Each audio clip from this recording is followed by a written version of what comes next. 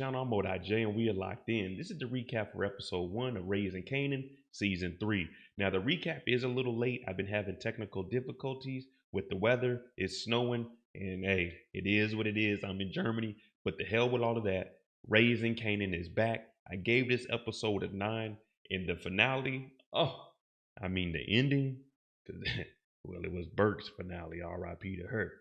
Amazing work. Now, before we jump into this and we break down this episode, if you like power content, theories and predictions, recaps like this, then hit your subscribe button and turn on your notification bell so you get something every time I upload.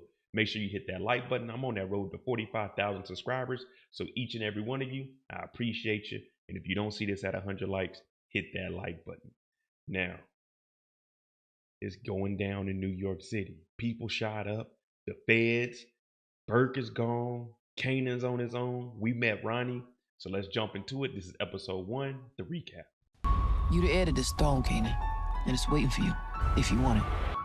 We start off the episode with Marvin and Demo. Remember, Marvin got shot up inside of the projects. They were trying to hold down Baisley, and it didn't work like they planned. Now, Demo is driving him off. He has a bullet wound in him, and we know that Marvin is the comic, and Demo said at least it went straight through. Marvin looks at him and says, "Is that supposed to be a good thing? There is a hole in my body that should not be there." So even though Marvin is shot up, he's still making jokes.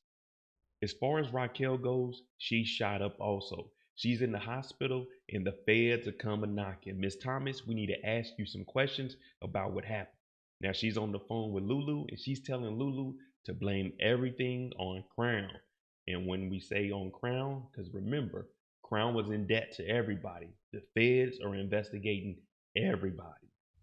And although Marvin was shot, Marvin still went to the stash house to collect all the money. And the reason he went to get the money is because we know at this point there's a war going on. Any place can get hit. But if the feds, they're watching, then we got to move everything. Because at this point, we got to be on point. Because if not, everyone can go down. And that's why you see the Rico board behind me. We find out about Unique's brother Ronnie. Now, when Kanan and Jukebox were sitting in the waiting room, we hear over the news that there was a tampering with evidence, manufacturing evidence. So Ronnie got out of jail a week early, and he also got his case thrown out because of a crooked cop. Now, him and Unique, their relationship is kind of rocky. He's been in jail for 3 years. It doesn't seem like Unique has came to pay him any visits. So right now, Ronnie is institutionalized and he's just observing everything that Unique is doing. But this also caught Unique off guard because he didn't know that he was getting out this soon. While Raquel is in the hospital, the feds are asking questions. Who were these people that came after you? Now she's giving them a whole spiel about the music studio, how Crown had a lot of people that he owed money to. She even tells on the mob and tells the feds that some white boys came and attacked her.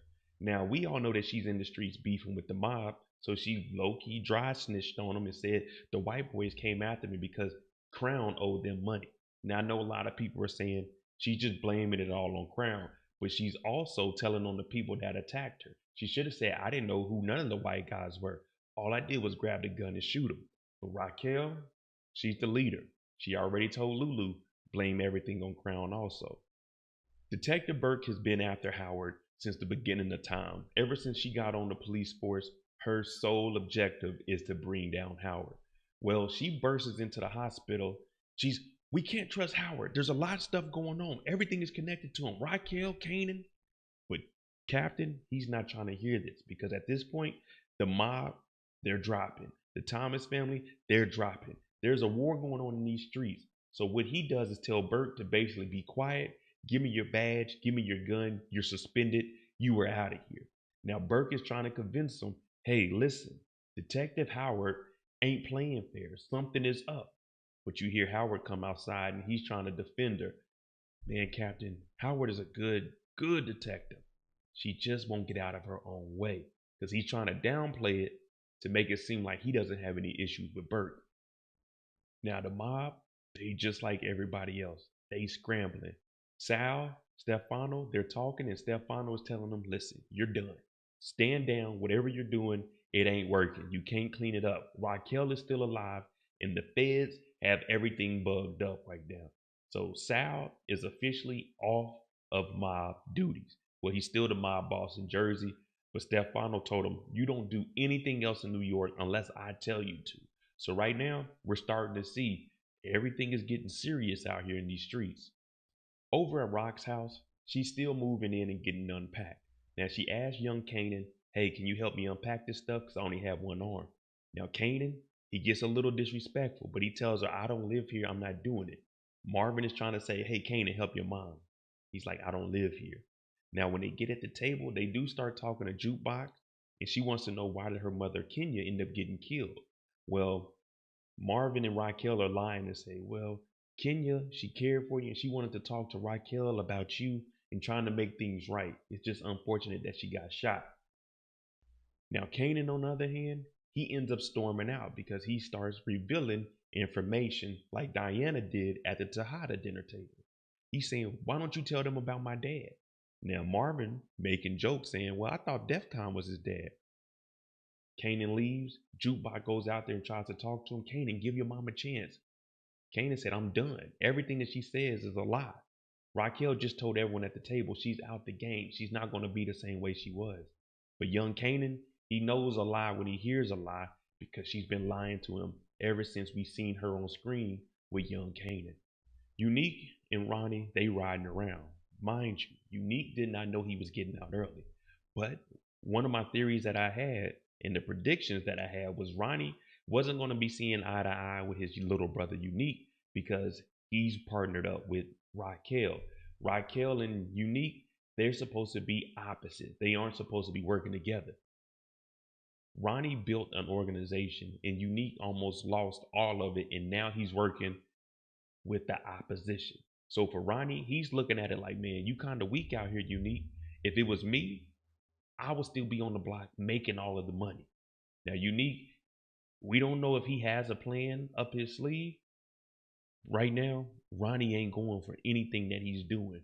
Ronnie wants to get back in the game and be the man. Famous and Kanan are still trying to figure it out. The streets need a body. We ain't got no remix. We don't have a new mixtape. And all that being said, that means we aren't making any money. They got an eviction notice. And Kanan is like, "Hey, don't your guy, your plug, does he have any kind of work? Simrat?" Famous is like, "I don't know. All I do is buy weed, Kanan. I can't be on the block like that. I ain't built like that." Kanan was like, "Well, we got to get some money. Rent is due." So Kanan is already figuring out, how can I get in these streets and make a couple of dollars? Lulu is going through it. He done fell on hard times. And the reason I'm saying this is because his sister owns him. The studio is gone. He had to blame everything on Crown. Ziza's dead. It's ugly for him. He's drinking his pain away. And he's talking to Marvin and telling Marvin, Raquel is basically a liar and the devil, just like Kanan said. When he wanted out the game, she said no.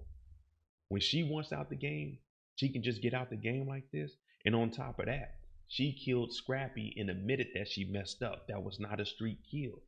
That was unjustified. And even Marvin, he kind of thought, okay, let me try to justify it. But Lulu said, no, Marvin, she fucked up. So Lou, he's starting to do just like Kanan because she's treating him more of a son than she is as a brother. And he's stepping away from her. As far as Detective Burke goes, Burke, she's been talking to her dad, and her dad's been telling her, listen, you are hard headed. Get this through your head. You are under investigation, not Malcolm. Well, they got to go talk to the union rep about her being suspended. And more information comes out that she's been talking to minors illegally. They don't have any guardians, any representation. And her dad is like, what the hell are you doing? Now, they've been cutting her some slack because of the respect that they have for her father, Patrick. Now, even a lawyer is saying, hey, listen, she ain't did nothing wrong, but she's suspended at this point. There's no coming back. And as her father told her earlier, which was a little bit of foreshadowing, get it through your head. You got to chill. You're under investigation. Famous and Kanan, they go meet up with Simrad. Now, they trying to get some work, but we find out that, well, we already knew this. Famous is a low-key junkie. He's a dope fiend. And Simrad said, nah, man, there's a war going on in the street. There's some mob members that got killed. People are getting shot up. And Kanan is saying, listen, we just want to get some work so we can put some money in our pocket. We didn't have anything to do with that. Now, Simrad, he did the right thing. You don't know these two like that. You know Famous is going to smoke up everything you give him.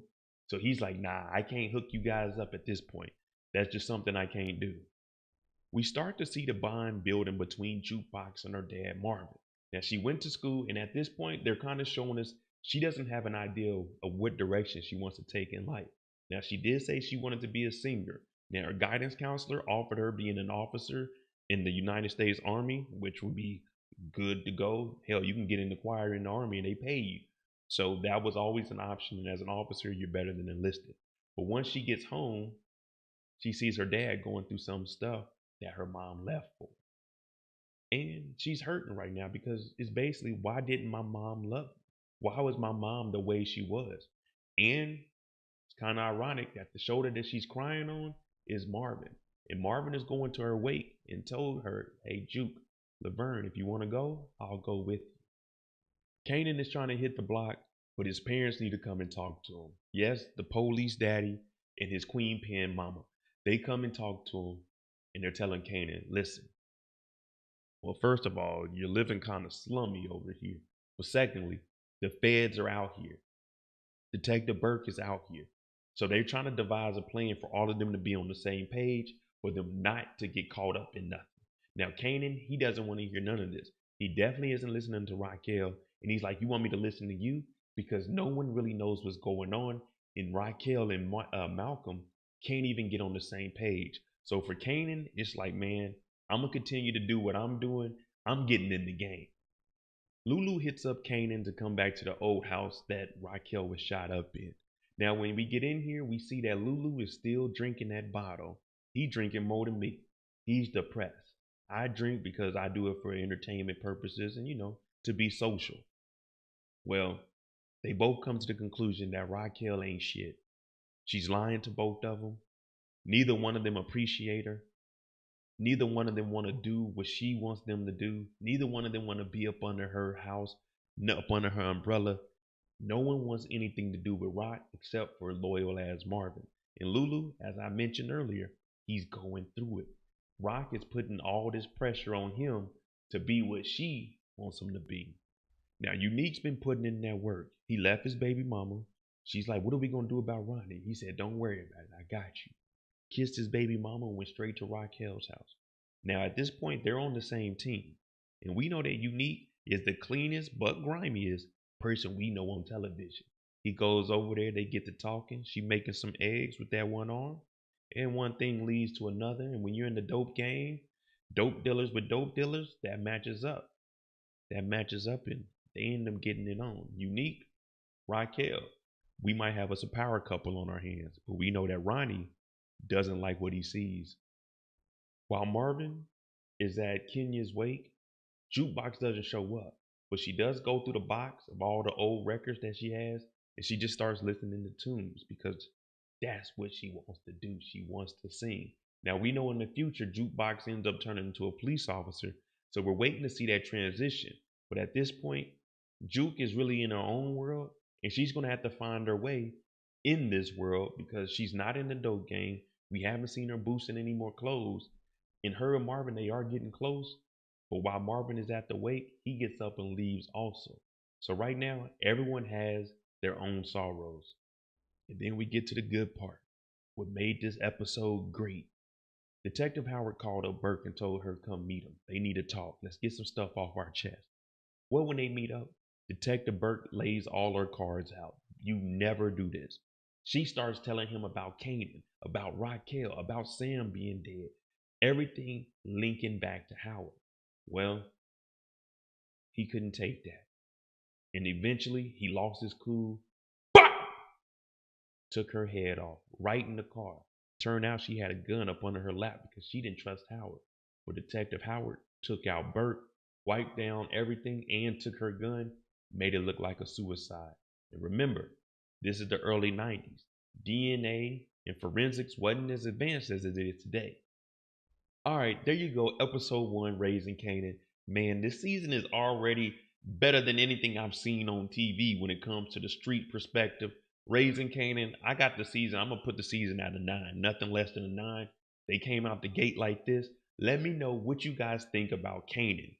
Is he going to be able to get on the block? Episode 2. And is any of these bodies going to start coming back on Detective Howard?